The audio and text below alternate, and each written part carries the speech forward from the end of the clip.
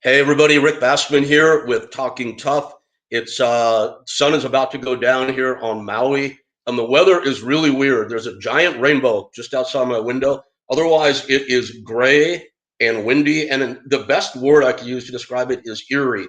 It's kind of got that like end of days vibe going, which is perfect for the show. It just sets the tone.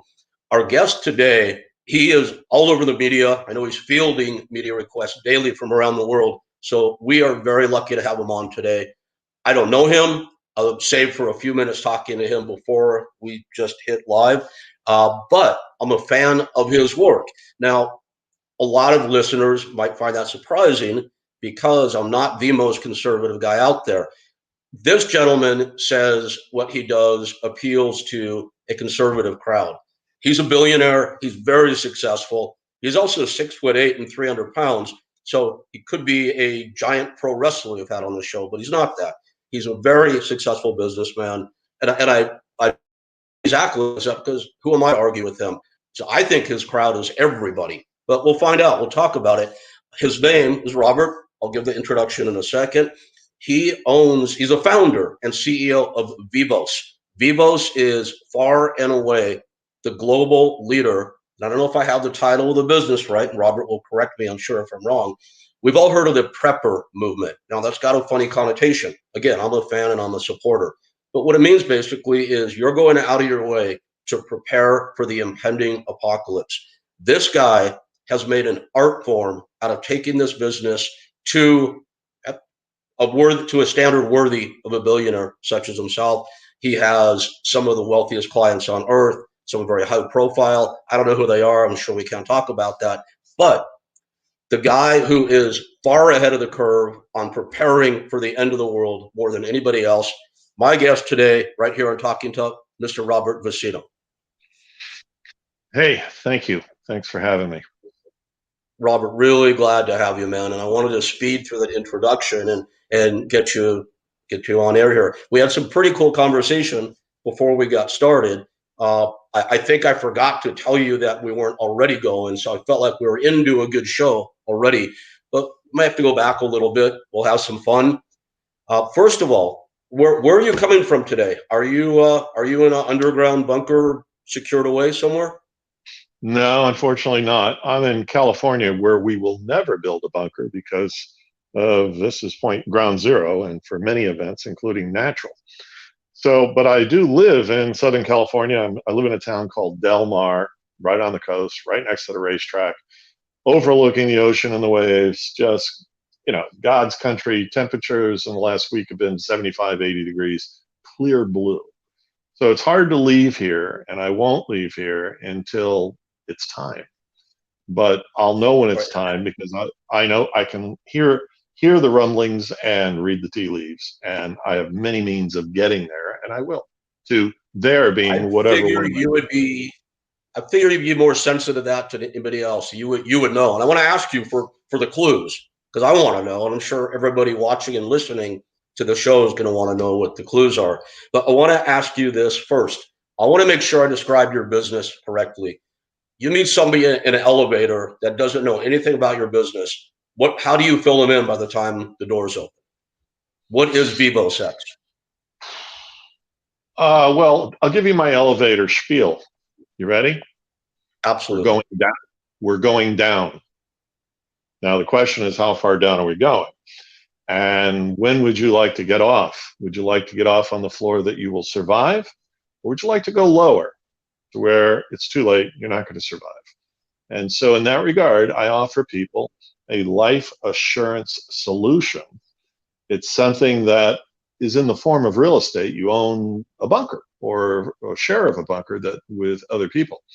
But it is something that you can go to at any time when you believe, when your gut tells you it's time. When your alarms go off, or you're listening closely to the news, or you're seeing soldiers in the street, or you're seeing anarchy down the road, or you just know how to read the tea leaves. But, I always say it's better to have a solution to bug out to. At least you got a bug out. than no solution at all. And it's better to go, even if it's a false alarm, than have no alarm at all. So, you know, I was on Fox News a few years ago with one of their prime. Hey, you got to get that guy. With some of their prime, with one of their primetime hosts who very, very popular. And she goes, well, how will we know when it's time to go? I said, you're going to have to use your own judgment and listen to your own newscasts. Open your window, listen to what's going on out on the streets. See you're going to have to read in between the lines, because media is not going to tell you. But when you feel it's time to go, it's only a question of what are you willing to give up? And she goes, what do you mean?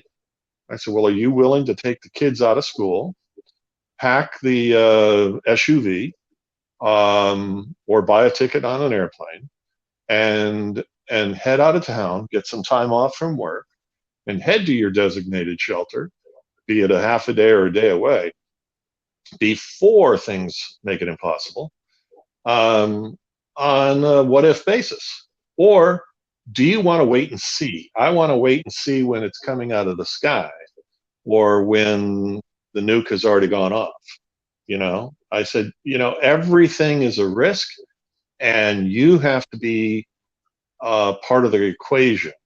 So the question is, what are you willing to give up? I mean, giving up a few days' work, giving up a little bit of money to go visit your shelter. If you did it a dozen times in your lifetime, good for you. At least it's better than never getting there, because you never took it serious. So, you know, that's the only key to Vivos. And we have people coming from all over the world to get to shelters in America, in Europe. You know, it knows no boundaries. And right now I have solicitations from Ecuador, Peru, UAE, Saudi Arabia, and they're willing to pay anything to have to build the facilities you're talking about.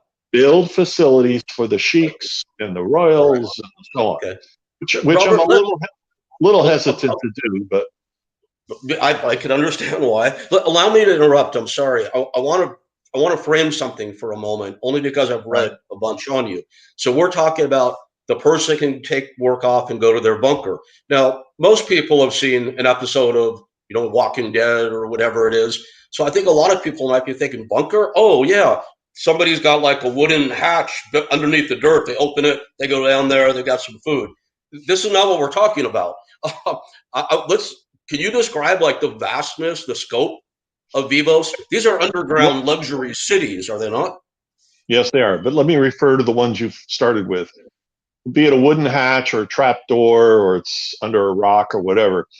It means typically it's a family backyard shelter. And there's plenty of companies out there selling them. What they don't tell you is you're not going to survive. You cannot survive these type of events long term. You're not going to be able to secure them, even if you have a family of wrestlers, from let's say, anarchists and desperados, and what would be the worst thing? Those that are ready to have you for lunch. Sure. What's that called? Cannibalism. Cannibals. Yeah. Check the Donner Pottery in the Tahoe, California Pass there, the Donner Pass. I know this. One of my favorite books. I know it well. Yes. And then there was the movie. There was the movie Survive down in South America in the Andes. In Peru, the Andes. Yep.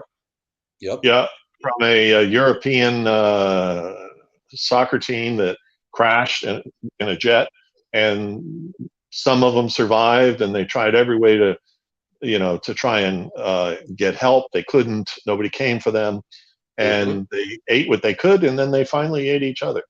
That's so right. You know, it's a very gross thing to discuss, but horrific. But it's truth. It's reality. People will resort to cannibalism when they get hungry enough. And when let me ask you, I want to ask you a selfish question, and I know your answer is going to make me feel horrible, but I have to ask. So I live on Maui. I'm up on top of this big hill in a forest. I have one neighbor, good friend, 100 yards apart from me. We all have our, our our handguns and our shotguns and whatnot. I have a few hundred rounds. I'm not ready to go to war, certainly. I've got my pack of pit bulls. You heard them before. We've got good lines of sight all around us. Are we sitting ducks up here? Do we have any chance or better chance than anybody else?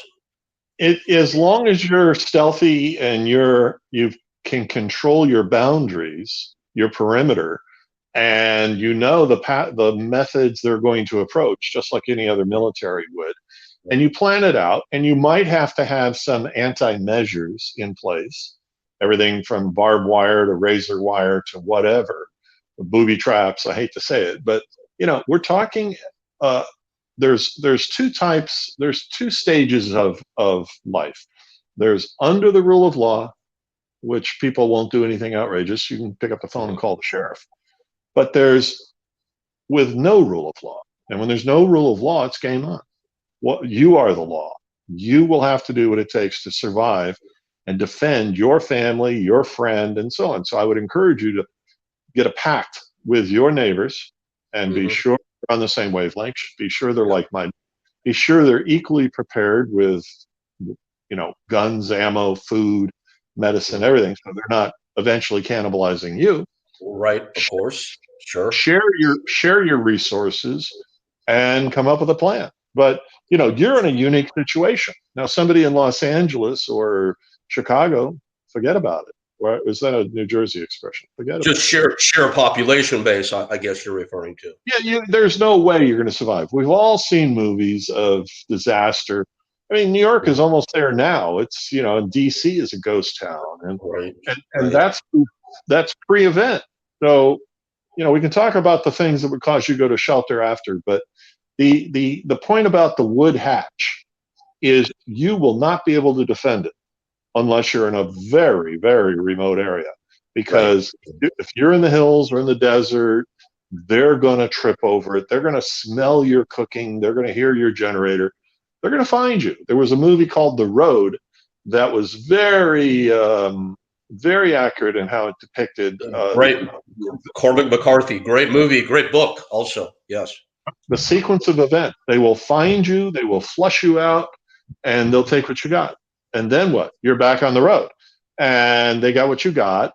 And if it's peaceful, great. But, nothing, don't count on it being peaceful. People, the ugliest will come out. Sure. Those that aren't prepared are your biggest enemy. The have-nots, I guess you would call them, I suppose. Have-not. That's right. So what's the difference in Vivos? You want to hear that? Yeah, go ahead. I'm sorry. Please. All right, I didn't cut you off, but it's time to give you a comparison. We don't build backyard bunkers that everybody in the neighborhood or at the end of the row or in the cul-de-sac knows. I was invited on Doomsday Preppers 3 seasons in a row, and we turned them down every year. And I never saw the show, but I did see the first commercial, and I said, "What? Look what they're doing to these people, making them look like idiots." So anyways, the same producer, a young gal, called every year and finally got me, and I said, "We're not interested in being on your show." And she goes, "Well, our show's nothing without you." I said, "Yeah, I know that. You've got a lot of wannabes, but we're not going to be on your show." And she goes, "Well, our producer would like to." So I said, "Okay, put him on." So 30 seconds later, he picks up, and I knew who he was, and I knew where he was. And so he says, "Robert, what do I got to do to get you on my show?" And I said, "Alan, I will never go on your show." And he said, "Why not?" And I said, "Because you make everybody out to be an idiot, toothless idiot." And he goes, "Well, I don't, but that's what the camera does, because it's what the camera sees." And I said, "No, it's that and a little creative editing, and voila, you've destroyed somebody's credibility. And you've also given away all of their secrets, their whatever they've prepared for. And people now know, oh, I know that guy. He's down the street. He lives at the end of the cul-de-sac. Oh, he's got that in his garage and in his basement. And I know where his hideout is in the woods. I walk by that all the time." So I said, "You know what, Alan? Not interested." I agree with you, Alan. I said, the people who go on your show are idiots. For 15 minutes of fame, they've given up their whole plan. And so, not a good exchange. No. Wow. and I said, so for that reason, you know, we're not one of the toothless idiots. We're extremely way above that. And so I said, but let me ask you a question, Alan. Are you sitting in your office right now? He said, yeah. I said, you see the building across the street? And he goes, yeah. I said, you see that window that looks a little different than all the others? And he goes, yeah. I said, Alan, we're watching you. And he goes, what? What are you doing? I said, we're watching you. He goes, what? Why? What? You know, I said, no, Alan, we're not. But I just wanted to get you at your own game. Have a good day. You know, I knew he was in New York. I knew there was a window. There's always a window. And there's always sure. Now, that's fantastic. How many Vivos locations are there presently globally? Well, I won't tell you how many locations. There's more than we publicize, but we currently have enough space for 10,000 people. 10, we have another. Right. Yeah, we have another facility coming online in the near future. It's 3 million square feet in the Midwest, near the Adirondacks. I don't even have a concept of what 3 million square feet is. Is that the size of a Walmart? Is it bigger? What is it? The Walmart is about 100,000, 150,000 square feet. All right. It's the size of Chicago O'Hare. It's the size of the biggest things you can imagine. It's huge. It's all fully paved with either concrete or asphalt. It's got 30-foot ceilings, 30 foot. So, and it's fully illuminated inside. We're adding all the life safety equipment from power generation to water supply, deep underground wells, air filtration, blast doors that can handle a nuclear blast from 10 miles away. It will be impenetrable. And it is going to be the largest shelter on Earth. But we're not yet releasing where and the name or anything. It's still got a few little details. But it will accommodate in itself 10,000 people. It's got and this is a city. I mean, you're going to have, from what I've read at least, you're going to have movie theaters down there, gyms. Is that right? Yeah, gyms, archery, shooting galleries. We even have a lake illuminated like the Disney whatever, you know. And we'll have a beach and rowboats, and you can go on your little rowboat love cruise down below. Hydroponics, aquaponics. We're going to grow food of all sorts. You know, the gestation down there will be perhaps indefinite. And so, sorry, yes. And so then what we're providing is everything to support and secure and save you. We're even thinking of bringing in some military, so they have place to store some of their heavy equipment for, I'm talking tanks, helicopters, Apaches, Sikorskys, things that if there were a major geological or Earth event, they want to protect them underground safely, and then bring them out, deploy them afterwards for the rebuild or the survival phase. And so there may be as much as 1 million square feet of government storage, which we've done the planning and the mapping. You wouldn't believe how many helicopters, tanks, trucks we can accommodate. And they bring them right through. The door is 20 feet wide and 30 feet tall. So, Robert, I have so many questions, man. Let me fire off a few if you don't mind. So I understand that. I should join you. I wasn't prepared. See, look, I'm already not prepared. It's not all about money for you, I understand. Is that right? It's not only the wealthiest that can buy spaces. It has nothing to do with the money. It has to do with a mission that I'm on, that I was given when I was 22, I think it was. Or 23. I had a company. I had 100 employees. I invented the inflatable industry, those big beer can cigarette packs you see around special events. I started that, got all the patents, put King Kong in the Empire State Building in 1983. as a big publicity event. It made Time magazine and so on. Shortly thereafter, I sold out. But I was inspired when I was doing that business. Actually, yeah, it was 1982. And what I got was a voice in my head that was crystal clear. I've never heard it since, but it was like the Holy Spirit speaking to me.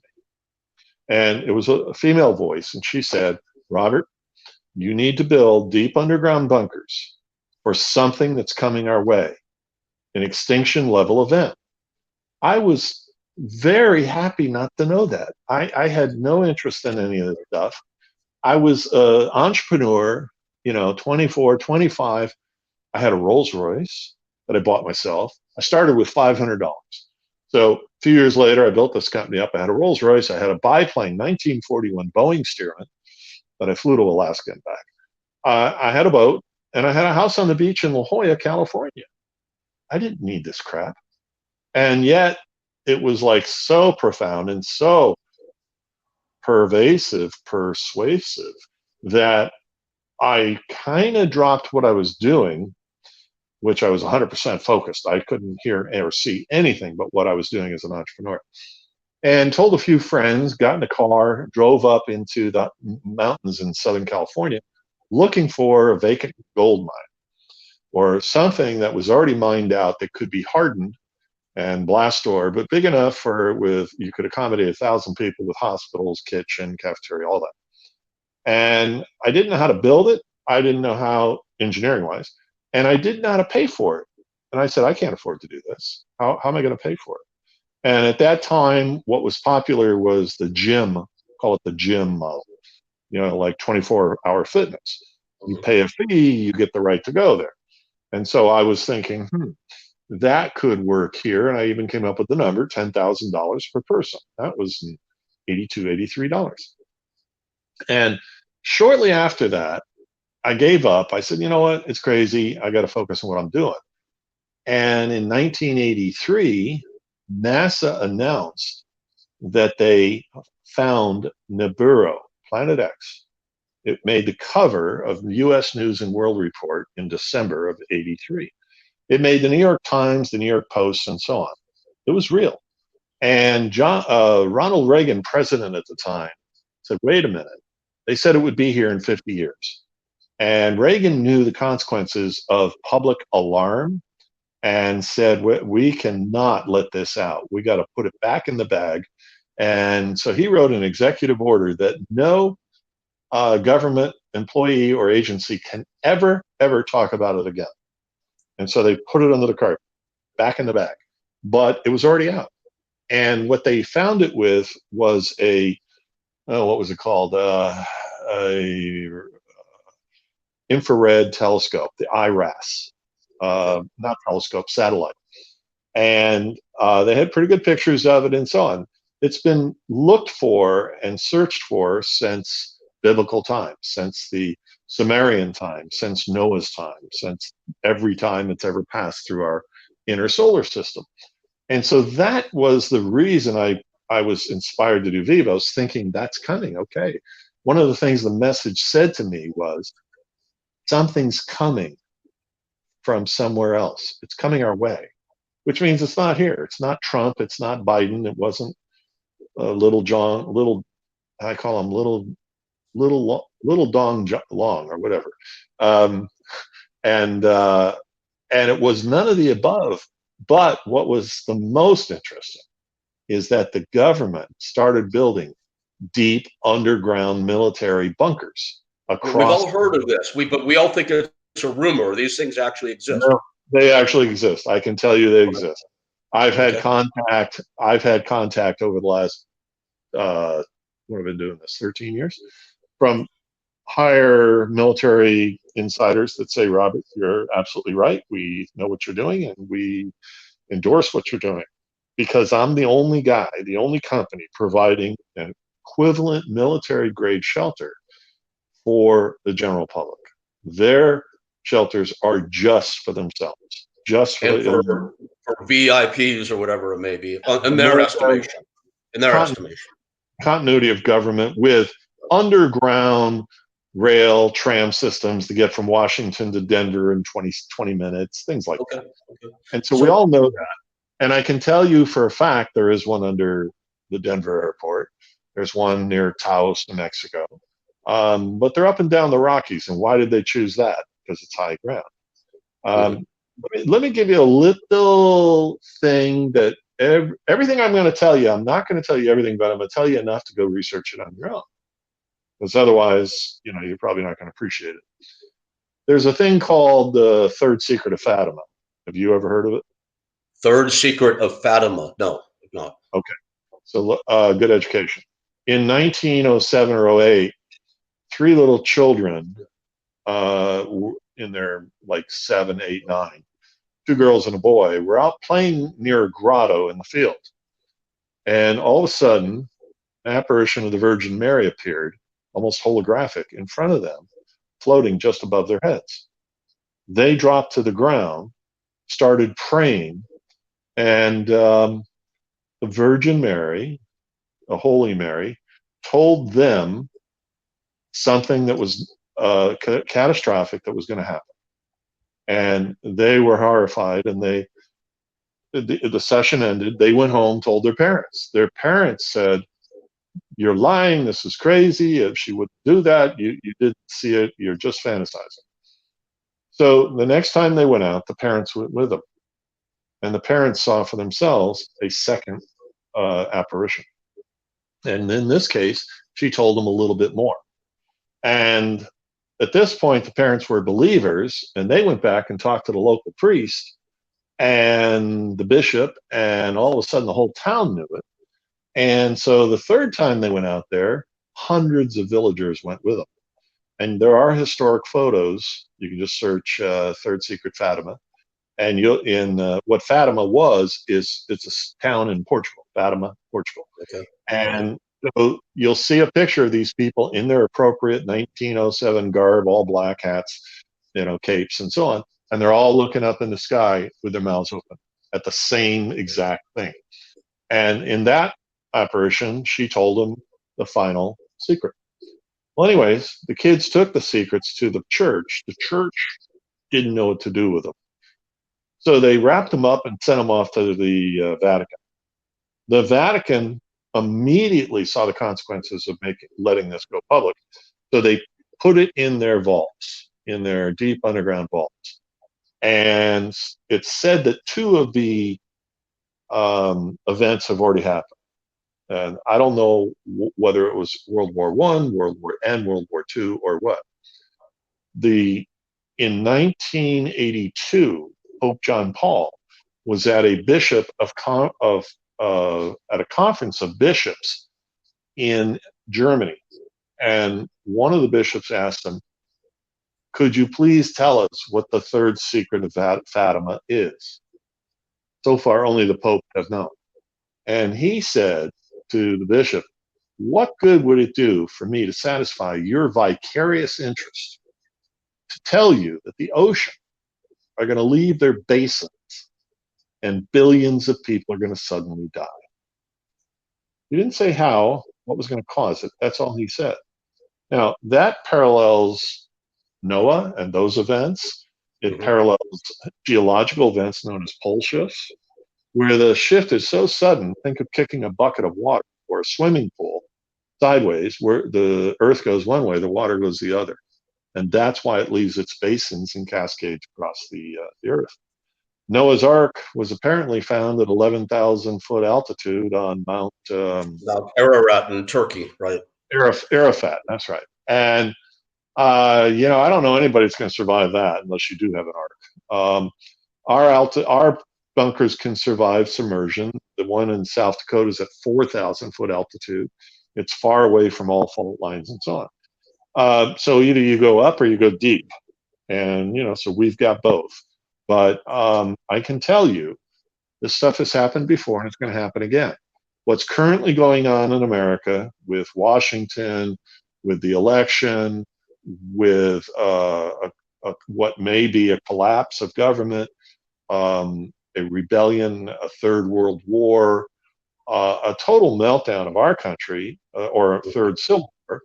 and which will likely lead to a world war, because when our guard is down, we're fighting. That's perfect opportunity for China or Russia or anybody else to march in. Sure. And the UN has already been said that they're prepared to come in and house-to-house search for everything they don't want you to have. In 1933, the Nazis had a thing called the book burn. They burned millions of books trying to change history. And that's what they're going to do again. It's 88 years since then. What they're going to do is, of course, a night of glass. Yeah, that sure. They're going to go door to door, and they're going to take anything religious, symbols, Bibles, paintings, books.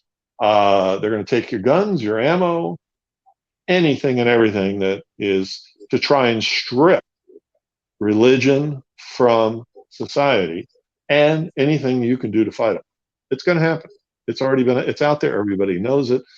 You know, the problem is people won't, everybody's going to believe what I'm saying is true when it happens.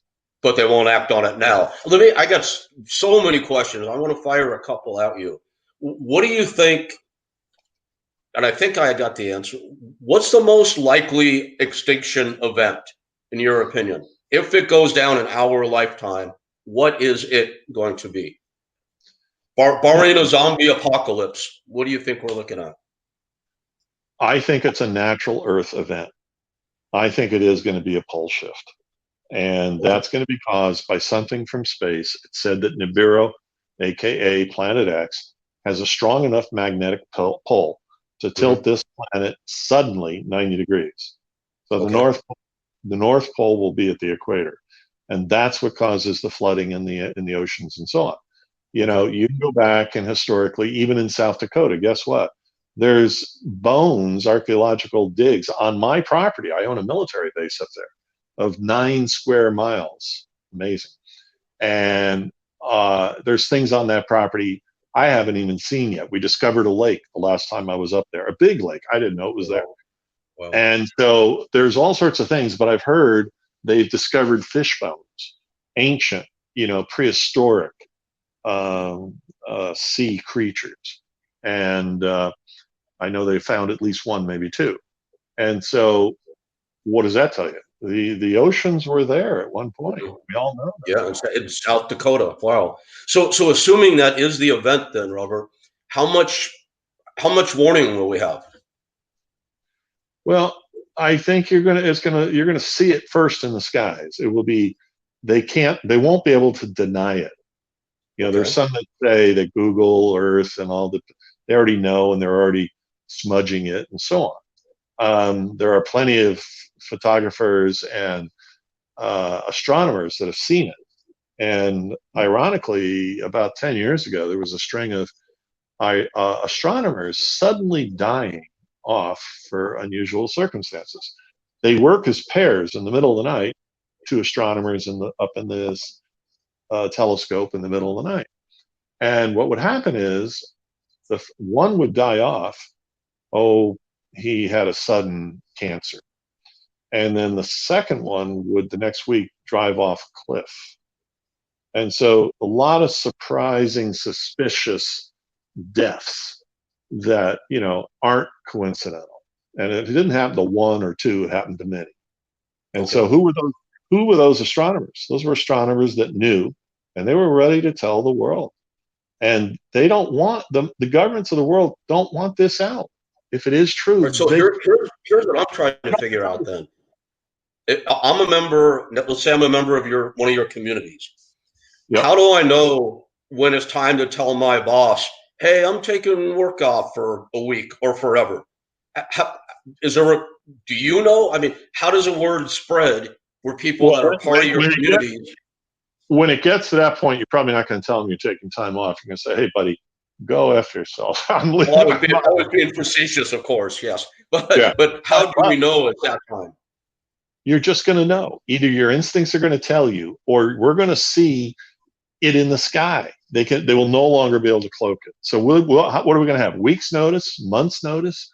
I don't know. I do not have the answer when. All right. I don't even have the answer to what. What's going to get us first? Is it going to be civil war in America? Is it going to be, socialism, communism? Is it going to be we're all going to detention camps for re-education? I don't know. That's what the common. I'm sure nobody knows, but you would probably have a better idea than just about anybody. That's why I wanted to get your take on that. I do, and I can give you the signals and the signs, and I'm giving a few to you right now. But let me just say this. We studied every possible scenario, every catastrophic scenario. And we made a chart. And in that chart, we said, okay, this happens, then this happens, then this, and this. And guess what? They all end the same. There will be survivors, but very few survivors. And it's going to be hell on earth for them to try to survive.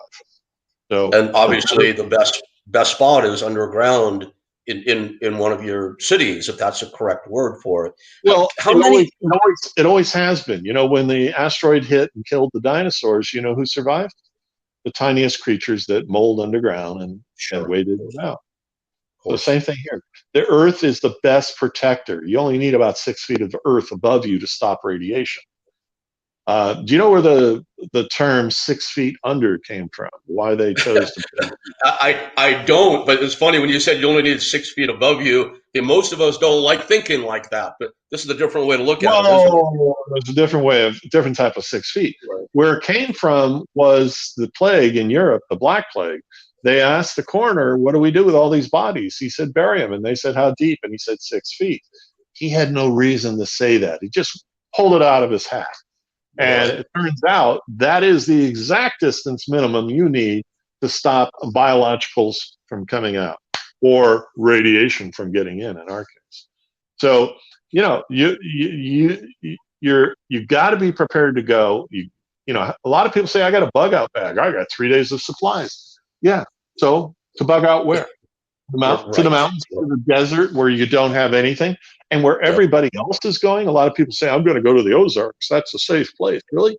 So you're going to meet 1 million people in the Ozarks that have nothing, or 3 days, and they're out. Now what are you going to do? And that's not going to save you from epic events, Earth changes. I think we're going to see some major Earth changes. I think the spiral has already started. And I'll go back to the third secret of Fatima. I've been told by somebody that is very, very spiritually connected, let's put it that way, not religious, but my producers on our network show we're working on, they talked to her and they said, "Wow, this woman's the oracle. She knows everything. She knows what happened." She apparently claims to have lived 40,000 years ago, many lifetimes. She's been here for every one of these extinction events, and she has 100% recall. And she's come to me 3 years ago and said, "Robert, do you remember who you are?" I said, "No." She goes, "Do you remember me?" I said, "No." I said, "Why should I?" And she goes, "We were part of those events." And I said, "What event?" She goes, "Noah." And I said, "Are you saying I'm Noah?" She goes, "No, you are a Noah." And I said, "What do you mean by that?" She goes, "There were many, many Noahs. Noah in the day meant captain of the ship. And she was on my ship. She was one of the mystic, what'd she call herself? A alchemist. And in the day. And she said there were 40,000 survivors of that event. And there wasn't a single Noah. That's the myth. But these ships did have survivors. And that's who we call the ancients. Have you ever met somebody and you said, "Wow, you're very deep. You have a very old soul. Like I know you've been around." Those are ancients. And I said, "Yes, I'm familiar with the term. Yes, of course." Right. Okay, and she is an ancient, and she's here now. I said, "Well, what are you doing here?" And she said, "I'm here to help people get through." And she goes, "There's about 40,000 of us on the earth right now to help people get through." And I said, "And how many are going to get through?" And she said, "Not many." And I said, "So why are the others here? What are they going to do?" She said, "A lot of people are here, not even with a soul, but they're here to witness the event, to experience it. They just want to experience it." And I said, really? And I said, so why? She goes, not everybody is here to survive, and everybody's meant to survive. And you would say, this is crazy. And I did too. But I've met with her, 3 or 4 times in person. She sought me out up in South Dakota. I bought her a computer one year because she couldn't get on the net. So I said, here, let me buy you a laptop. And then she told me she couldn't afford the gas to get to Starbucks to get it to work, get Wi-Fi, because she lived out in the boonies. And so I said, okay, what do you need? And she told me. And then all of a sudden, she told me she was really struggling. She had an ex-husband who was fighting her in court and kept, I don't know, 3 or 4 million of child support away from her. And I mean, I couldn't help but feel for her in the desperation. I offered her free space in South Dakota, and she said she didn't have the gas to get there, and she was pretty close. I said, I'll pay for your gas. And she goes, no, I got to stay here and continue to fight the courts on my husband. I said, give it up. You're fighting a losing battle. Your job here on earth is not to fight your ex-ass husband. Your job is maybe to help spread the light. I can give you a national limelight. I can put you on, I create a whole TV show around it. And I can promise you, and then I got my producers in touch, but she all of a sudden vanished. And here's how. She couldn't pay her phone bill. So I have no way, then the phone was disconnected. Right now, I have no way to reach her. I would love to. I would have her sitting next to me to tell you what she knows, and what she knows will blow you away. She told me 2 years ago, before all the crap that's happening now is happening, that America is going to be dismantled over the next 5 years. Dismantled. I said, well, that's a strange term.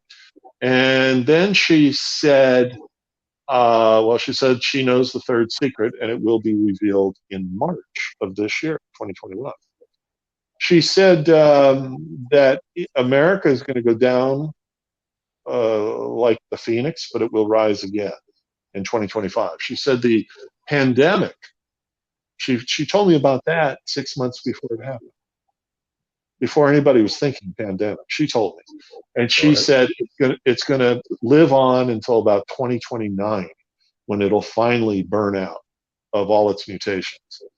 But she said by then, there'll be no hospitals, there'll be no insurance companies. They're all going to be wiped. So she goes in, I mean, I can't tell you how much I've taken pages and pages. I would sit with her or call her once a month, and just to have information, insight. And I would try to keep notes, and very cryptic. And because the words and the language she uses are not things that we're familiar with, that we would normally use. It wasn't a fake. I can guarantee you she was not fake or fraudulent. She knows. And so apparently I'm here for a reason. She's here for a reason. I often try to send her messages through the ethers. Call me. Get back in touch with me. I need to talk to you. And I hope that someday she will. All right. And she deserves her own television show. I told her to start writing a book. She can. She's an astronomer. She's she's a scientist. She's got a lot of heavy degrees behind her, and she is super, super intelligent. But other than that, that's just one of the validators. I got so many people coming to me all the time with so much information. But I can tell you, what we're going through right now will be a civil war. All right, we're going to fight the communist socialist takeover. That will lead to an invasion by either China or Russia, but probably China, who will come at us when our guard is down and we're weak and we're split and divided. And that'll lead to a world war. There will be nukes. And you're going to see secessions of state from the Union. All right. I think Texas and North Dakota, South Dakota are going to be right up front. I'm not so sure about California anymore, but maybe. And so those are going to secede, and combined with a world war and an economic collapse, because how many people are losing their jobs and their businesses by design? By design, the whole thing. The statistics for the flu for 2020 were 0. So I do want to interrupt you. I don't want to go too far down this hole. I have so many questions I want to ask you still, if that's okay. And I want to go back to your facilities, because absolutely fascinates me. So you're building one right now that can house 10,000 people. I know you have others, some you don't publicize. How many are available right now for public consumption? Somebody out there saying, you have I've five? got, I've got space in Indiana in a very Okay. large shelter. Okay. Still have some spaces. That one's turnkey, ready to go. All you got to do is show up in your underwear. Southern Indiana. Very, Okay. very safe location, built by the military during the Cold War to withstand I've heard different numbers, but let's say 10 megaton within 10 miles. And then So what's in there? Someone shows up in their underwear. Briefly, it's, what's there? well, hopefully they won't show up in their underwear. We don't want to see it, but Well, it's depends an who it underground. is. That's all Yeah, right. that's right. It's an underground cruise ship. That's how it's been defined by the media.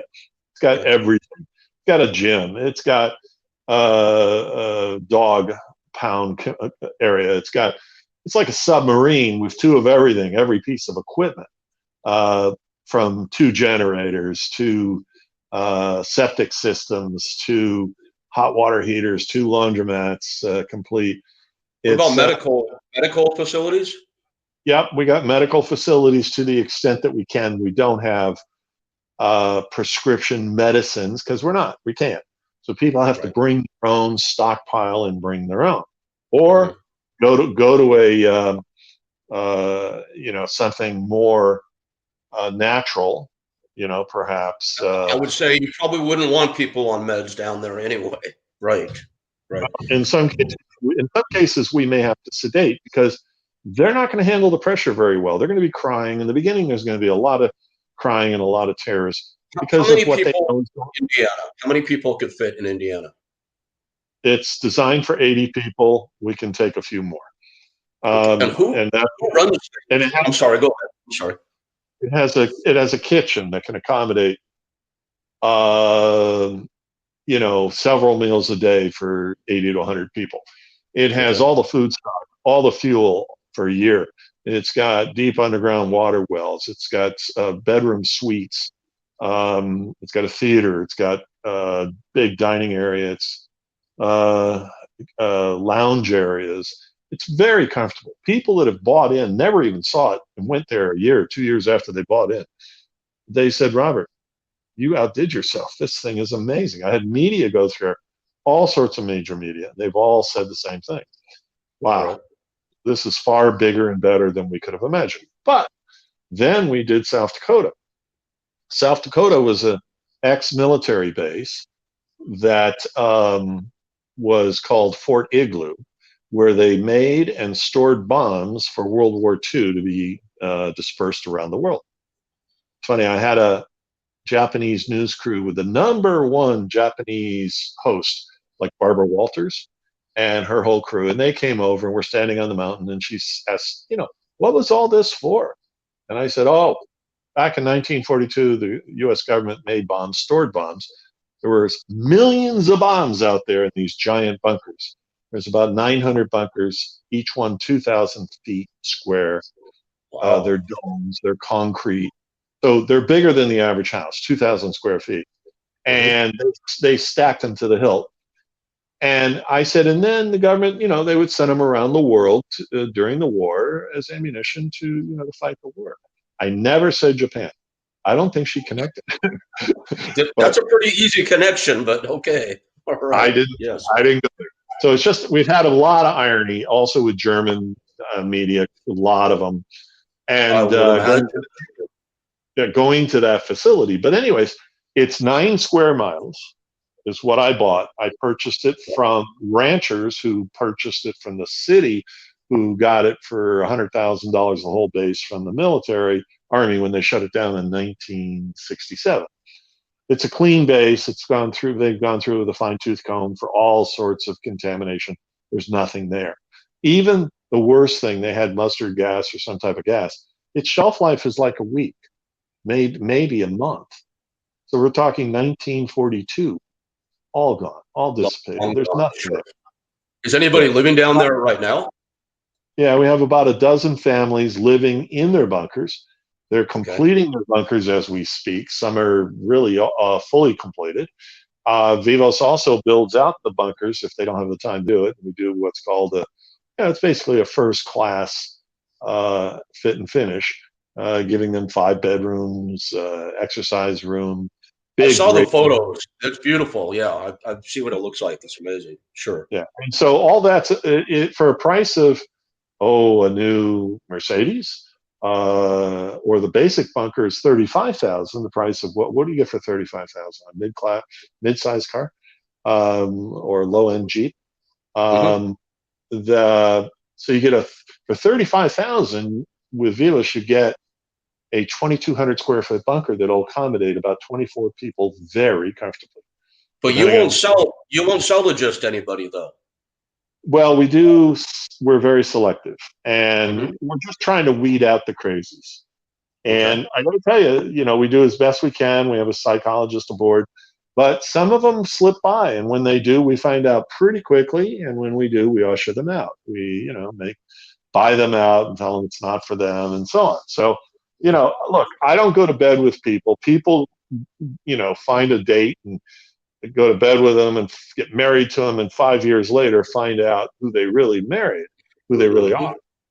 I might even know. We do background checks and everything, but you don't know people's real personality until you've been with them for a while. So that's okay. We have rules and regs. I call them the Disney rules and regs because they're Disney-esque in the sense that you can't touch anybody, you can't look at children, you can't touch children. I was going to ask you about all this. Okay, that's all right. Good, good. And those are All right. grounds for expulsion. You can't be running up. Who enforces these rules? The security team. We have an on-site security team made up of members, ex-military, ex-police. It's well secured, and that security force is growing as the facility grows. Okay. We're not done building out. We've done the first section.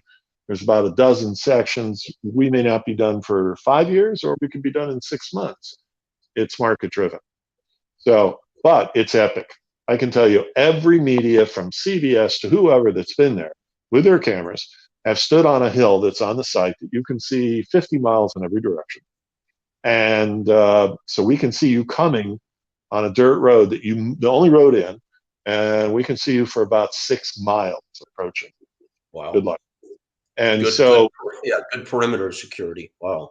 Yeah, we have it all. But anyways, they've been up on top there, some famous television hosts that you would know, and they've said, oh my God, I would not have believed it if I didn't see it, how big it is.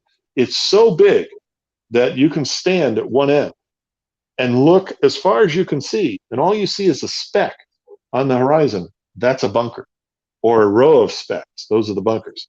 It's about 4 miles by 2.5 or something, and then it's surrounded by natural government, U.S. government preserved land, et cetera, et cetera, et cetera. Nobody's going to invade this place. My security team, I got a colonel from the Army, Apache helicopter pilot. I got his crew, his team. Nobody's going to invade the place. Plus, we're out in the middle of nowhere, South Dakota. What's your capacity? What's your human capacity there? That one will be 5,000 to 10,000 people. 5 to 10,000. All right. Yeah. And where do you go? Where do you go when all the shit comes down? Are you going to South Dakota? No. I'm going to Mexico. All right. So you have one in Mexico. No, I was talking to a friend today that's going to Cabo, and I said it's probably one of the safer spots because you're surrounded by water. You just got to worry about people from northern Baja coming down, or the government itself. But it's a livable area. But there is no safe place on earth. Trust me, we've discussed this all the time. And in the last couple of weeks, I've been asking people, where would you go if you had to leave America and you had 5 minutes to decide? And the reaction is always the same. And these are people that I know that are already members. They say, I don't know. I haven't given that any thought. And I said, well, let's do it together. And so I say, would you go to South America? Oh, I don't know about that. It's kind of lawless. And I said, Uruguay, Argentina section's very remote, certainly parts of Chile, but it's very active geologically active and a victim of a tsunami, mega tsunami. Peru, Ecuador, things like that. And they will say, oh, I'll go to what's called Australia and New Zealand. New Zealand. Thank you. I have brain fart. And I say, well, I've been to New Zealand many times, but guess what? It's closed. You're not getting in unless you have a secret way to get in, and then you got to hide in secret. You're not going to get in anymore. So you go to Australia, and you're going to have to go to the outback, get away from the people. And there's a lot of critters out there. If you're not prepared, they're going to get you. So then we talk about, well, how about Mexico? No. How about Africa? No. How about, Italy? No. And you know where we end up is I always go back and I say, well, what about America? Let's say we just stay here. Where would you go in America? And the common immediate response is South Dakota, because it's one of the most constitutional states, and it's always going to be that way. Strong First, Second Amendment believers. It's wide open country, like-minded people. It's high altitude. It's away from all known natural dangers, other than Yellowstone, which is about 350 miles west. But by the time it gets to us, the ash would be like snow, a couple feet, maybe 3. And you know what you do with ash? You treat it like snow. You just shovel it off the roof. But these bunkers want to be buried. They are buried under earth, and they can hit a lot more than they got now. So, I'll be going to the nearest shelter. Let's put it that way. It could be South Dakota, it could be Indiana, it could be Europe. We have one in Germany, built by the Soviets, or the new one of 3 million square feet for 10,000 people. And so what we're building is epic shelters. They're full cities, full communities that have like-minded people that will survive collectively whatever comes our way, meaning they're prepared, and they're their own mini force if they have to be. It's not a militia, it's not a cult, it's not a religion. I wanted to ask you what the government, for lack of a better word, is in these places. There's none other than rules and regs. And but is there a singular boss in each place, or not necessarily? Yeah, we have management, we have security, but we don't have that kind of commander. Okay. Even when I'm considered, well, Robert, I'm not the dictator, I'm not the king, I'm not the commander. I put myself beneath all others. And why? Because I need to inspire them. My expression is, the best way to lead is from behind. Mm-hmm. And what I mean by that is just inspire them. So you're not pushing a rope up the hill, but you're making it, so when I go around looking for help, like security, I already knew within the membership that's there who had skills, who was in the military, who has the mindset, and so on. So I just said, hey, guess what? You're deputized, and you're deputized. And another guy, I said, you're the security director. And he got himself a $165 badge. Beautiful. And these guys take it very seriously. Because and the other thing I should say is they're already a community. They get together for every holiday. On Thanksgiving, there was like 10 families, even a family that's not part of Vivos that came in from the outside, who's a worker and very cherished. And there was so many turkeys and food brought that they had to have Thanksgiving the following day as well, on Friday. Same thing Christmas Eve and Christmas, same thing New Year's Eve and New Year's. And so it's gotten to the point where if I call them at dinner time, my key guy, I start talking to them, the other guys are in the background joking, laughing, drinking beers, whatever. There's a real bond between these people, and they love it. They are so happy that I created the vessel for them to have a community of like-minded that's going to grow. And I think what's going to happen is over time, when this stuff happens, be it political, be it a man-made event or natural, there are going to be survivors all over the world. And those within North America, at least, are going to probably hear about Vivos, and they're going to say, I hear Vivos, there's survivors, let's go there. And so that's going to become a new mecca for the restart. And there will be a restart, and we're prepared to restart. all this I'm offering is life assurance, not insurance. In fact, we're working with a major insurance company. Everybody knows who. Can't reveal it yet. But they're going to start offering it as another form of life insurance, calling it life assurance, to their high net worth or upper end clientele. And they've got a lot of them. That's what they specialize in. And so they approached us, and so that's happening. We've got Saudi Arabians wanting to team up and pay, you ready for this? Millions for a license for the right to be our partner in Saudi Arabia. To I build will imagine so, sure. I could absolutely see that. You know Robert, what I need? You know what I need from you and your Tell me. listeners? I need some personal security. So if you do, seriously, I've got some very, very good guys, not in San Diego, but in Orange County, so not too far from you, that are really well suited, I think, to everything you're talking about. Absolutely.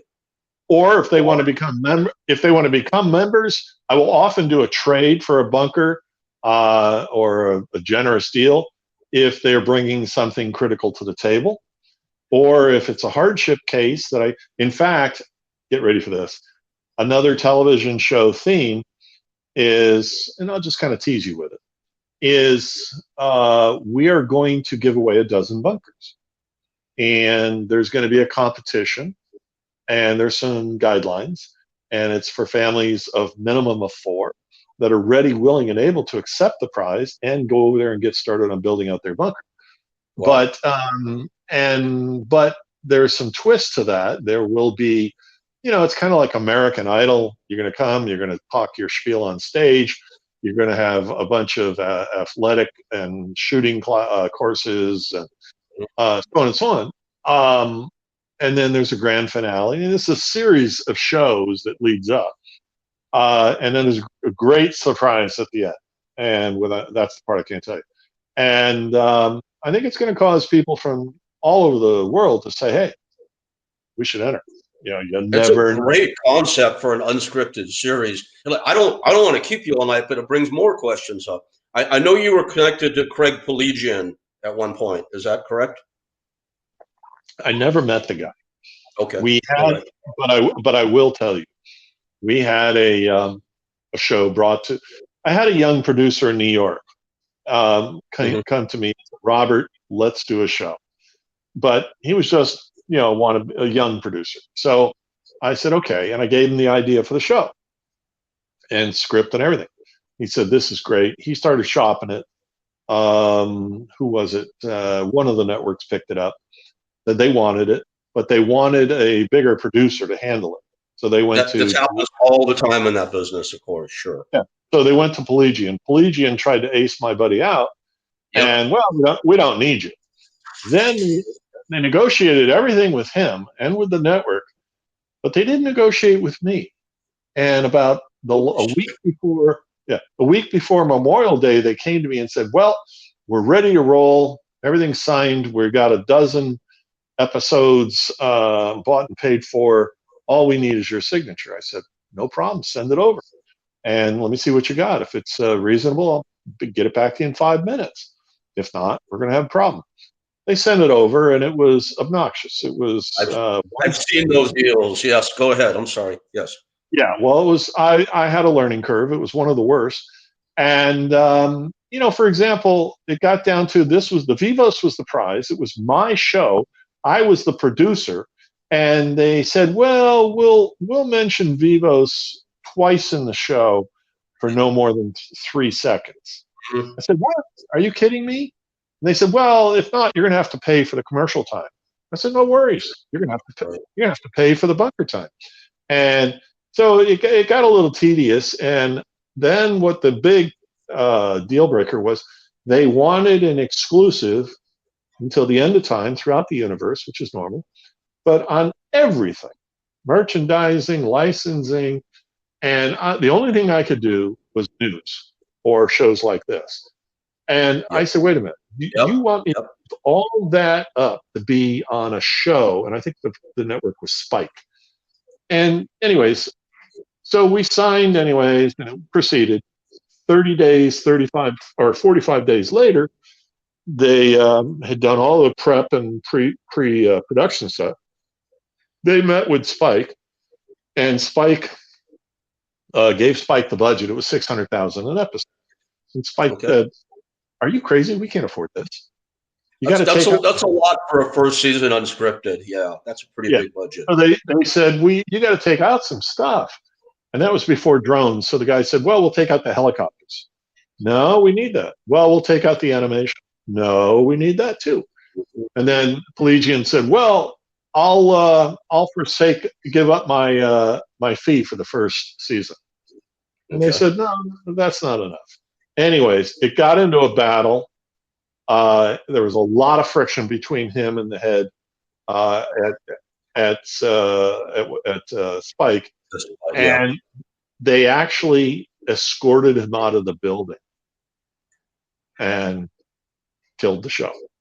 And I'm not for our viewers out there in podcast land. Robert and I are talking about a guy named Craig Pelagian from Pilgrim Entertainment, commonly in the reality world known as one of the Big 40.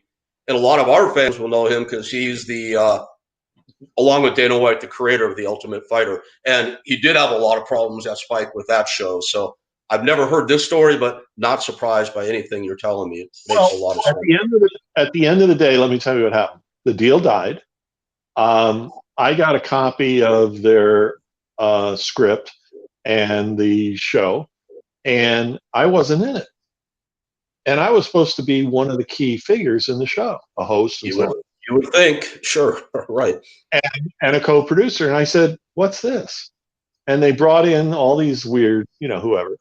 And I said, this was not the show. This was not the deal. And so I said, you know what? I'm really happy the deal died. I told my attorney to write a letter of rescission on the basis that there was nothing exchanged, give and get. Mm-hmm. And we did. We pulled the plug. We canceled it forever. And then I said, I will never go on a show with that guy or be under his production. Mm-hmm. And, my slogan is I'd rather have no deal than a bad deal. Well, without question. And you should have a deal you enjoy also. It's not just business. You can have fun with it also. And there are good people to work with that there. A bad deal will rot your gut for life. Mm-hmm. Mm-hmm. I wish I didn't do that. So I don't need bad deals. I turn them down left and right. But right now we're working with a very high top 5 network on a big show and good producers, good-hearted, everything's good. You never know. You know the business. I do. But in the meantime, they're chasing me. Why? Because I'm getting so much. This is a global, historic, biblical event that we're doing here. And you're the guy and the company leading this industry, and the timing, this is it. I mean, it's time, right? So in 2007, I told my CPA, who I'd been with for 30 years, I said, hey, I'm going to do this new thing. And I told him what it was. He escorted me out of his office by the back door. And from then on, for another 4 or 5 years, it was a cold relationship. He thought it was crazy. And then he told me about a year and a half ago, he was retiring on January of last year, I think it was. And so I said, really, what are you going to do? Retiring. He smiled and smirked, and he said, don't worry about it. A week after he retired, he was in Palm Desert golfing. He had a fatal heart attack on the course. And so I'm unable to show him what became of our little business idea when I walked into his office. The hope from above, he sees, wow, it was just that I was ahead of time there, but the time is perfect. I don't know anybody, including you, that wouldn't want a shelter if it was reasonably available and you could afford it. Absolutely. Right? So where does the person go? I know your website, but is that your primary destination if people want to look more into it? Yeah, it's the easiest. You can just search the word Vivos. Vivos, yes. Right. It means the living or to survive in Latin. You can search that, and we come up as the first 10,000 pages or something. And click on it. You'll see our website. It's got a bunch of information, different sites, even some clips from HBO show, Nat Geo, Netflix, and so on, all good stuff. And all throughout, it's got a little button that says apply for membership. First thing you have to do is do that. So we know who we're talking to. Then in a conference call set up with you and one of our staff, and we just answer all your questions and see if it's good for you. And then we do everything we can, from financing to helping in stages to just offering you advice on how to glamp it. Glamping is a pretty cool thing, where you get it set up with tents, and you're basically camping under the dome, but you'll survive. And like, think of it as a sheik's tent. In fact, you're a businessman, right? Yes, sir. And coming from the field that you do, you had big auditoriums, right? Arenas, auditoriums, yes, stadiums, all that fun stuff. Yes, indoor stadiums. Right. Yeah. And those are called, let's call them overhead. Right? I had an Arab told me once if I knew where the word overhead came from, and I said no. And I said, I don't think so. He goes, it's an Arab term. I said, really? He goes, yeah. The bigger the harem, the bigger the tent overhead. So, meaning you're going to have a lot of girls in your harem. You need a bigger tent. You got more overhead, and you get more expenses. Anyways, just speaking about overhead. So Vivos is here. We're doing fine. We're doing well. We're here to help, but you got to help yourself. If not, just remember, somebody may say, well, I'm waiting for, I hope God answers my prayers, or I'm going to pray. Hey, he's telling you now through me, maybe, to heed his recommendation and his warning. Prepare. It's your duty. Take action. Yes, prayer is great. Faith is great, but what they call it? Without works. What's the phrase? Prayer, faith without works. You know what I'm saying. You gotta take action. Absolutely. Yeah, and don't sit back waiting for the government to help you. By the way, my battery is very low, so I may lose you. But before I do, let me just make a point. There were people, I think 9/11 was a great example. There were people in the building, and we're waiting for somebody to tell them what to do, somebody with authority. The security guard from the building went to those people on the upper floors and said, go back to your desks. Everything's going to be free. Can you hear me? Yes. Yeah, you went away for 1 second. Now I got you. Can't hear you. Can't hear you. John, are you hearing Robert? No, his mic is disconnected. Your mic is, we can't hear you. Oh, shoot. May have a battery issue. We'll talk through it for a second, John. We'll see if he comes back. I do want to ask your impression of this when it's over, for sure. It looks like this would be an unfortunate way to have to end the show, but it looks like the man who is controlling the aftermath is solving the technical issue right now. So let's hope so. As we wait with bated breath. Robert, can you hear us?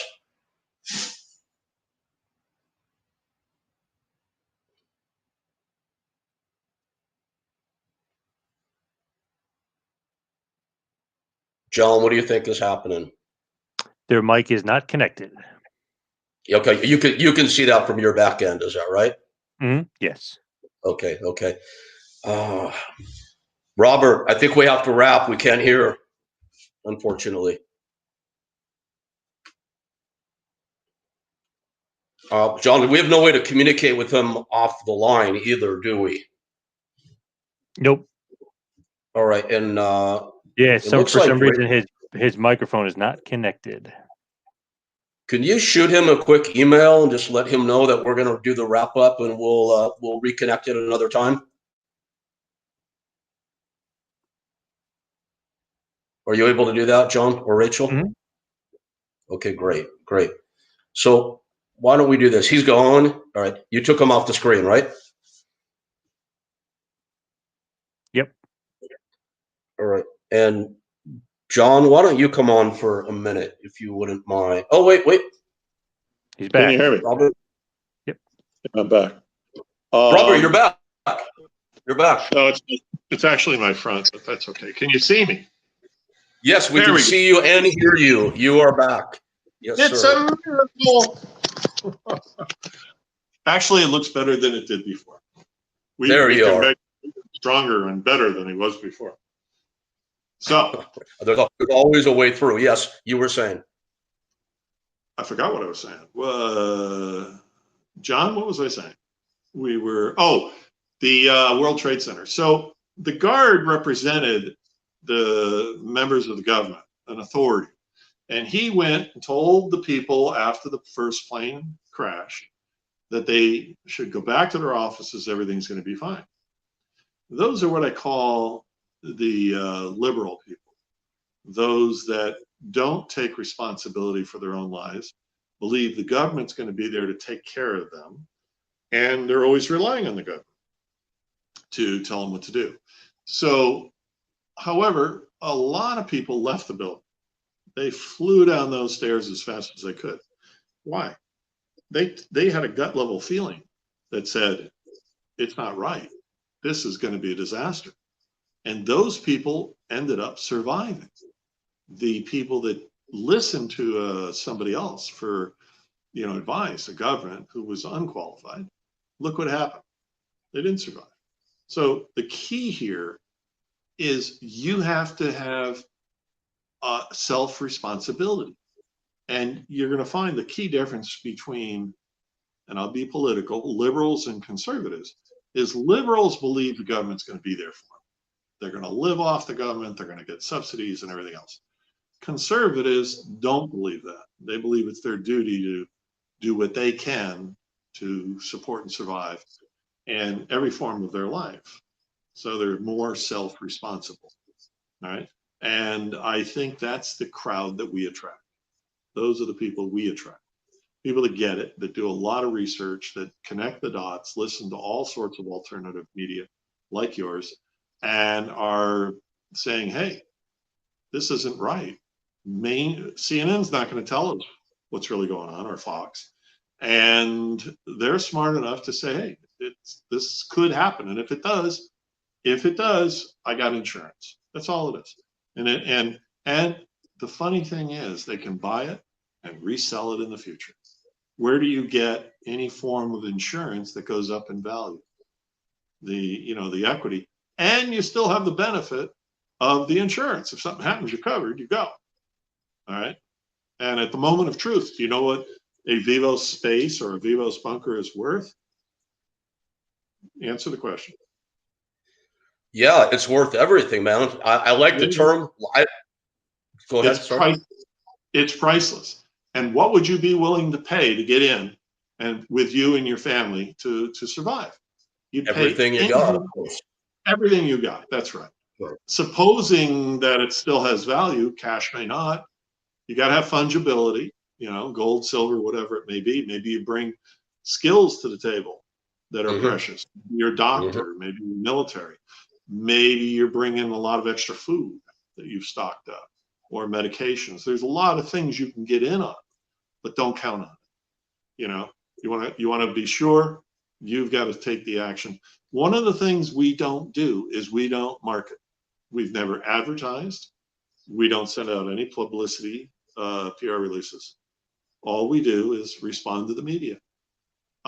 E-blasts, we probably do one to our members once a year, maybe twice. I was working on one today. It took me all day to work on it, and it's just a draft, because we don't want to come off as wham bams, trying to spam them and sell them. We don't sell anything. All we do is stand here to answer people's questions to people that already get it. Either you get it or you don't. If you don't, so be it. I can't convince you, if you're a non-religious person, that the what do we want to call it? Musliminity or the faith is the way to go. Yes. And any more than I can convert you from that to Christianity. We're not here to convert. We're not here to preach, and we're not here to sell. That's my slogan. We don't sell. We just make it available. You buy it. And you would say, what kind of organization is that? You should have a big, huge sales team. You know how many leads? And we get hundreds of leads a day. But at the end of the day, what we found is the ones that want it are the ones that they're persistent. They come to us. It's about I could absolutely see the model behind that. It makes all the sense in the world. I know I'm going to hear from a lot of people now about this. I'm certain of that.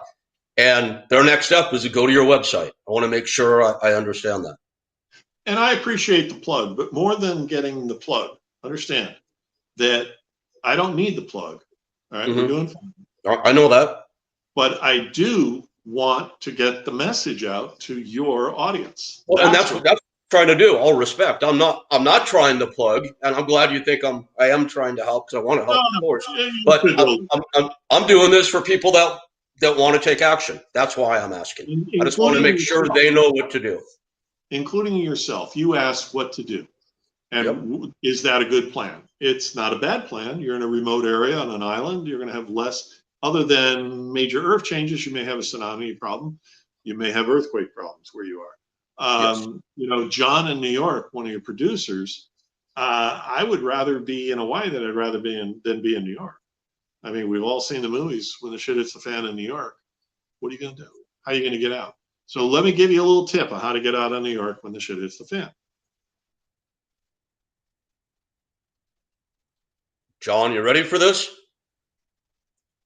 No, I'm just doing a pregnant silence for a reaction. It was fun.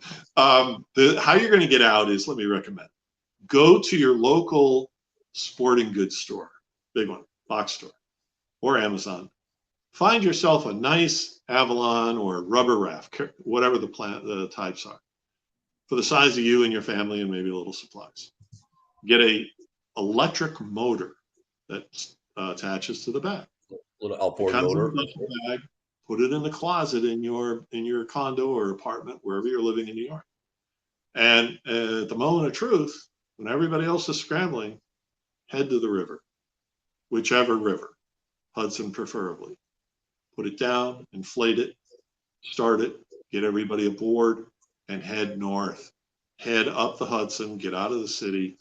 And if you really want to be prepared, there's all sorts of homes bordering the Hudson that, you know, when you're in the countryside, maybe 5 miles upriver, whatever you can get to. Rent a garage from a little old lady, and there's plenty of those, and have your SUV parked in that garage with fuel and extra fuel and food and supplies and blankets and everything you're going to need to bug out.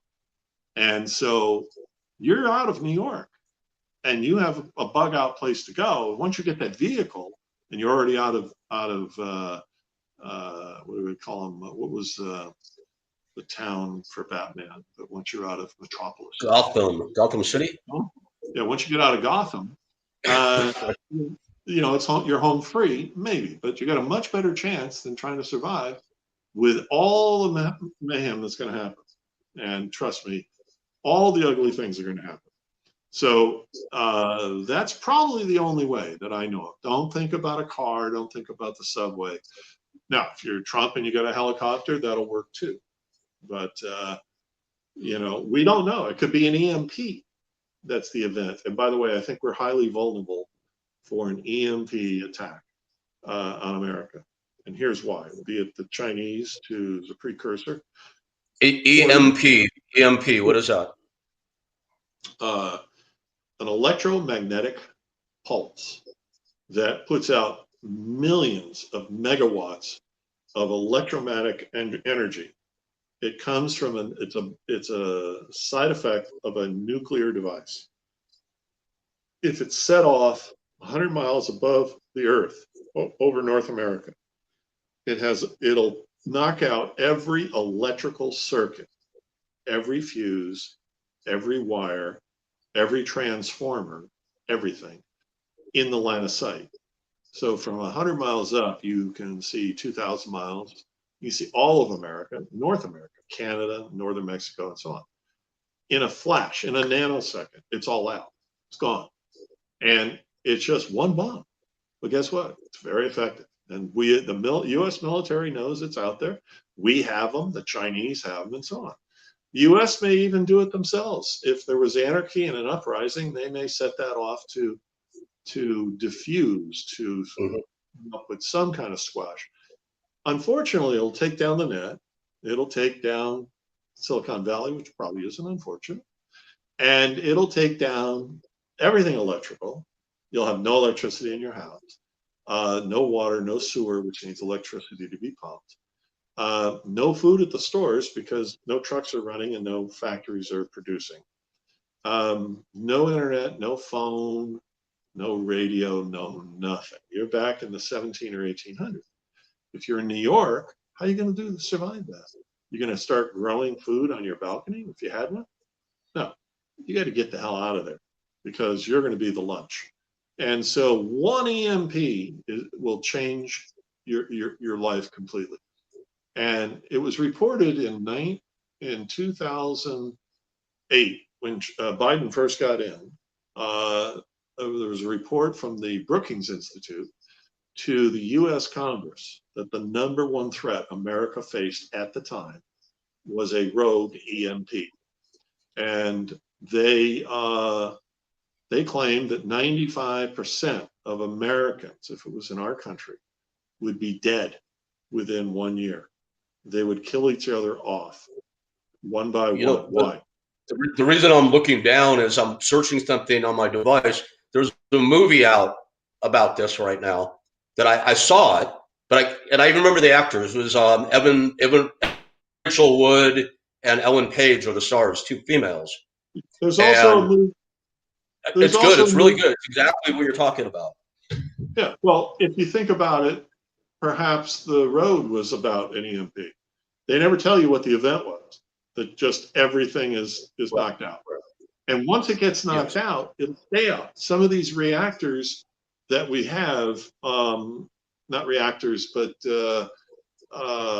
amplifiers, transmitters, what do you call those things on the poles? The transformers. These are mega transformers. You see them as you travel. There's about a dozen in America that are linked. And they take a year or more to build under normal conditions. So once they're fried, and even your local telephone pole transformer is fried, and the wire that carries the pulse from the phone pole to your house, which could fry everything electronic in your house, unless you got a very sophisticated EMP breaker. And when that happens, it could start a fire in your house and everybody else's house, because at the end of the wire, it sparks. All right, it sets off a spark, which could ignite something. That's what happened in 1859, when there was a coronal mass ejection from the sun, equal to an EMP, that hit the Earth, and it was called the Carrington Event. Some scientists figured out what just happened. But when it hit the Earth, it followed the wires from the internet that we had at the time, which was called what?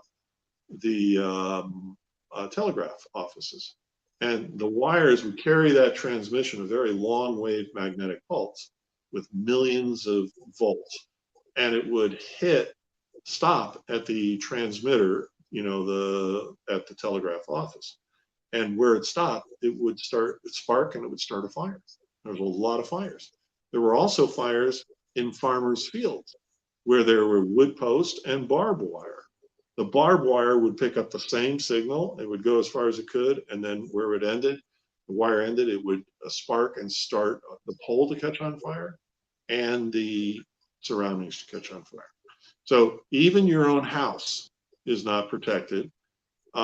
Everything we know and cherish could burn from one EMP. It's the most You know what you're describing? The movie was called Into the Forest. I found it, and I didn't realize I had seen a movie about an EMP. It's exactly what it is, and it went down. And the movie doesn't feel sensationalized at all. It's very slowly paced. It unfolds step by step, really in exactly the manner that that you're describing. Wow, it's a lot to think about. Look, I'm not here to scare you. I'm not scared. I'm ready for the zombie apocalypse. I'm not ready. People in your audience may, oh, he's just Mr. Doomsday, just capitalizing on people's fears. No, they'll be cool. They'll all be cool with it. I'm not capitalizing. I'm not making any money at this. I made more money. That's actually the last question I wanted to ask you. I had two last questions. I'm sorry, and because I don't want you've been so generous with your time, man, and I would like to talk with you again if that's all right, and invite you to that call I told you about as well. Yeah. Here's one question, and I'm guessing this is probably private, but South Dakota, what did that cost you to build that place? Do you mind sharing that, or is that not for public consumption? No, it's okay. I originally leased it from the ranchers for 99 years. Okay. And they owned it, and they had these bunkers. They didn't know what to do with them. Mm-hmm. And I don't know. I think I overpaid. Some people say I'm a good negotiator. I don't know. I paid them $1 up front. Okay. All right. And the piece of the action thereafter. Okay. Well, one of them bailed, and so I now only had, of the partnership, I only had one guy to deal with. And then he got in trouble because the ranching business isn't doing too well. And his bank started looking for money on his chattel mortgage on everything. So he had to come up with some money. So he said, do you want to buy it? He originally wanted $25 million for this property. I asked him what he was smoking, and because maybe we can grow some of that stuff here. And over 3 years that we were together working under the original agreement, his price dropped to 12 million, then 10, then 8, then 6. And, he demanded 6. And I said, well, I'll pay you what it's worth. So let's go get some comps, comparable sales. And we did. Mm-hmm.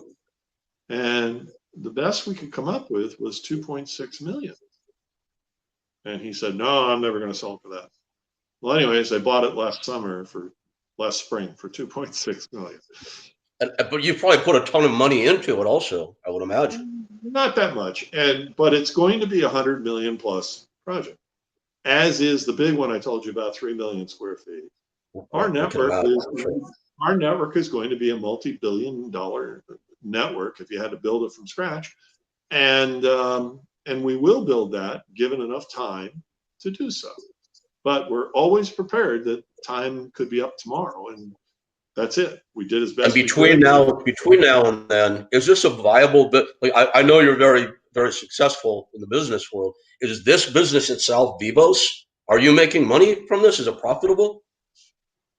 Well, I don't know. I grew up in a Jewish neighborhood when I was a kid. And if you ask a Jewish businessman, I hate to be racist, but I'm Jewish, by the way. Before you say anything, I'm not religious, I'm not nationalistic, but I am of Jewish heritage. All right, good. My son is quarter Jewish. My wife's half. But anyways, you ask a Jewish guy how's business, and they're going to go, it could be better. They're never going to admit to making a profit. That's all I'm saying. I figured that's where you were going, but I wanted to ask anyway. Let me say this. We work on a very narrow margin. Yeah. Right? I've never brought in a partner. I would love to have a worthy partner that sees this for what it is, both a great business opportunity as time goes on, but also, you got a captive audience for 100 years, tenants, and a very low cost of sale. But on the other side of the coin, they may see it as a humanitarian effort. So instead of building another hospital or with their name on it or something, this is the ultimate philanthropist thing to do. That's how I see it. Absolutely. Yeah, without question. And that's my mission. I'm doing good. I haven't bought anything really substantially new since I started, but I have a 6,000 square foot Tuscan villa on the ocean in San Diego. Del Mar is a great area, man. It's beautiful. Airplane. I got everything. I don't need to do this, but I have to, and I can't walk away from it. I'm stuck for the rest of my life. Oh, that's a life's mission you're on there, man. Absolutely. So I do welcome that kind of partner if they ever come along. But in the meantime, you know, you don't wait, you just do it. And I've been an entrepreneur my whole life. I've employed thousands of people. I've never worked for anybody. All right. So self-made twice over. I've gone through, you know, the high and the low and back to the high again. And it just takes a lot of tenacity. You know, your show is tough, whatever. I am. Talking tough, yes. I don't just talk tough. I am tough. And what I mean by that is I don't take shit from anybody. Okay? I don't have to. I command respect, 6'8", 310 pounds. But I never use it. I've never been in a fight in my life, you know, ever. And when I was a kid, I was 165 pounds and 6'8". So I was vulnerable. But all of a sudden, you know, and so, you know, I think it takes a big personality, a big persona to step into these shoes to do this kind of a job. Oh, God, yeah.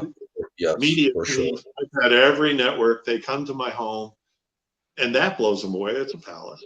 And then they meet me, and they go, oh, you know, and there's so much in the package. I don't have to promote it. I don't have to, what do you call it, pimp it. It's just there. And gratefully so. I don't know why I got that original message. I did not have the funds. I had a good business, but I didn't have funds to do this. I didn't know how to do it. I wasn't an engineer.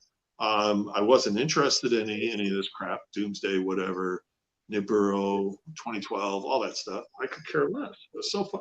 I was into bars, you know, and, you know, people asked me what I did. My answer was, I guess this is a mature audience. My answer was blondes, you know. That's okay here. That's all right here. Right. So, meaning, just a wise guy. We joke like crazy then and now. But anyways, you know, because if you don't, you're not going to survive life. You know, you got to take it lighthearted. But I can tell you that even though I wasn't then, I now realize it was why I was chosen to do it, because I developed the skills over the last 30 years, from real estate to development to finance to engineering, technical, marketing, everything to the degree, finance and so on, that I now not only can do it, but I have. And the proof is in the pudding. Had I used a lot of experts, a lot of consultants, I'd have been broke long ago. One of the things I found is I don't pay for the same legal advice twice. So you got to listen very carefully when you hire an attorney and have a contract drafted, and then make that contract yours. And it's a boilerplate. And so there's just, you know, between attorneys, I mean, there's one thing I use very sacredly, and that's CPAs to stay kosher. But you know, beyond that, I'm lean and mean. We use a lot of independent contractors. I try to keep my payroll down as low as possible, and the team as low as possible. Bring in the experts when and where needed, wherever in the world. And you know, employment laws in California. You know, somebody from Paychecks, a salesperson, I said, I don't want employees, not in California. And they said, you know what? You're absolutely right. You know. This woman told her husband, you're not starting a business in California. You're not going to have employees because of, you know, the regs here. It's crazy. So, you know, it's expensive to have employees in California. I know. Yes. You come last, not first. Okay. Yes. But my brother, who's right down the road from you in Irvine, has 65 employees. So I know the trials well. Yes. Yeah, I mean, when I last had a business of 100 plus, my day was a psychologist. They would line up outside my door, and one after the other, they would just come in. Okay, next. And I would listen to their problem, and I have to give them a pep talk or whatever it is, or straighten them out, and they'd leave. Next. And I noticed and I realized, what the hell is this? It's not why I'm in business. This is not what I'm here to do. And so, you know, you got to rise way above it. Get your head way above the clouds. And that's where the tough guy comes in. Because if you know, I knew when I put my head up on this, stuck my neck out, it was going to be chopped. that I was going to have naysayers, name callers, you name it. And, I've been in front of the biggest media in the world and with the most trite questions. I'll tell you, PBS had me on a satellite radio broadcast. They were in San Fran, I was in San Diego, and in a studio. And this little, certainly liberal girl tried, I knew it was going to be a gotcha. So anyway, she says, well, aren't you kind of like a modern day Noah? And I said, no, I don't aspire to be Noah, but I do know this shit's going to happen. And I had never said that before. The sound guy in the room is going, oh my God, wow, you got it. Then a few minutes later, she said, threw me another gotcha. She goes, well, you're kind of like a modern day prophet.